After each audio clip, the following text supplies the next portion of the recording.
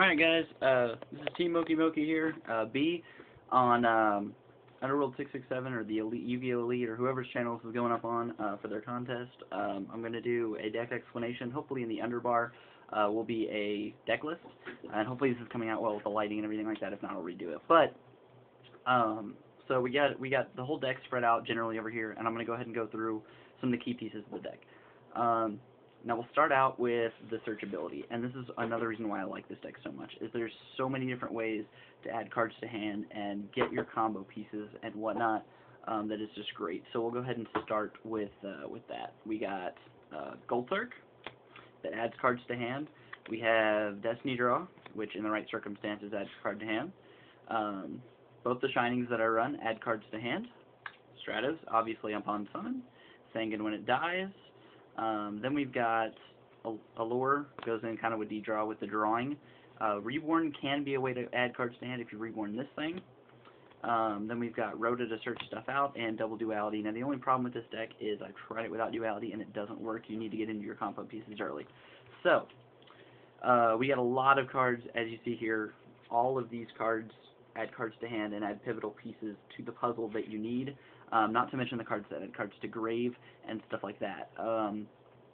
So getting on to the next part of it. Whoa, put that out of here. The next thing I want to talk about, unfortunately, is one of the drawbacks of this deck, and I notice a lot of people in a lot of people's deck profiles and explanations don't explain that too much. This deck's biggest drawback is this piece of crap card. Now this card used to be good. It used to be $30. It's like $10 now. Now the reason this card is a piece of crap is not because it's a bad card, it's just because of how many dead draws and terrible situations you get into running this card, where you have to sack for it, or you have to, you know, do stupid plays. So I run a lot of cards to mitigate that. So getting that crappy card out of the way. We got Mystic Tomato, brings them out. If you destroy a battle, you can bring out Malicious in attack mode. If it stays out, great. If it dies, oh well, not that big a deal. We'll get to a combo piece with that in a little bit.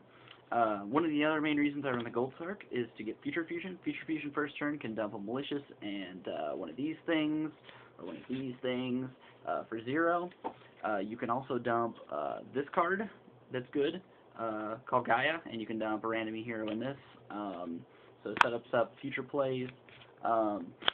You ditch targets for this.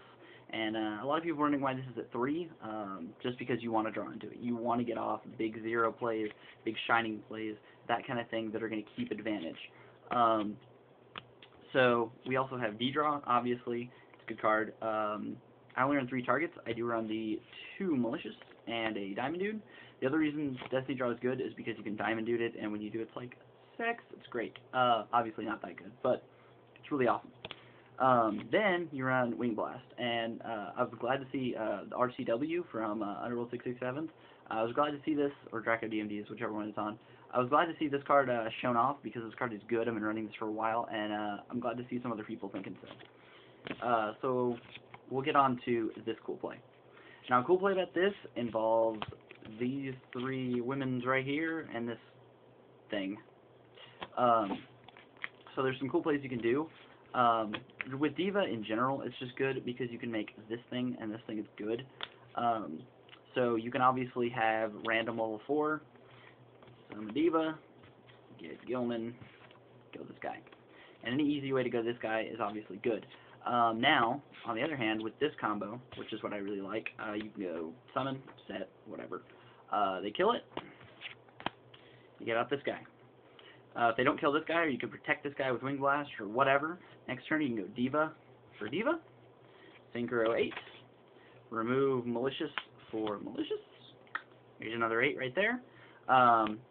You know, other combos you can do, obviously, you could do free Scrap Dragon food by going, you know, Diva for Diva, remove Gilman, or remove Mally for Mally. You go 8, then you go Scrap Dragon. Scrap Dragon has a free card to pop here if you don't run Call Haunted, random stuff like that. The other cool thing is that Diva, wherever the hell like Gilman went, first turn, a lot of cool times I go Diva, Gilman, Android, 600 points off the bat, 24 beat stick, they can Caius over it, whatever, it doesn't matter. If it does go to grave, it is a target for BAM! I can do hero in this for the Shining. Speaking of heroes, and starting off the light component, we've got the 3 alias. Now, the 3 alias are good because you can search them out with Stratos, wherever the hell he went. He's a big beat stick. He's a light for the shining. You know, what's not to like about him? You can RotA him, whatever. And are in the 1 Gemini Spark, as you've seen. Now, Gemini Spark is good with this card because, obviously, Gemini Spark is good in general. It creates pluses when there shouldn't be pluses. You can have, you know, this summoned, this set. They attack this, or are about to run it over with an Armor Master or something you would normally kill this. You have these. They space this. You chain, kill another card. It's just good in general. You draw the card so it works. The drawing technically adds to the cards that come to hand, but it's not free, you know, just activate at any time, so I didn't want to include that. So this combo, obviously good. Now the rest of the light component, I did want to explain a little bit. Thunder King kind of goes along with the theme. He's a great first turn card. He stops plays. He sends himself to grave, so he works with the Chaos Sorcerer. So he's good. Also for 1900 level 4, so that's good. Level 4 doesn't really matter all that much because I don't synchro with him too much. But you know, you can do the Diva Gilman play into Trish, or obviously when Exceeds come out, he will stay on the field for a general amount of time. You can go him, summon an alias, you know, Exceed, whatever. Now the other two are Ryko and Effect Veiler. Now I really like these cards.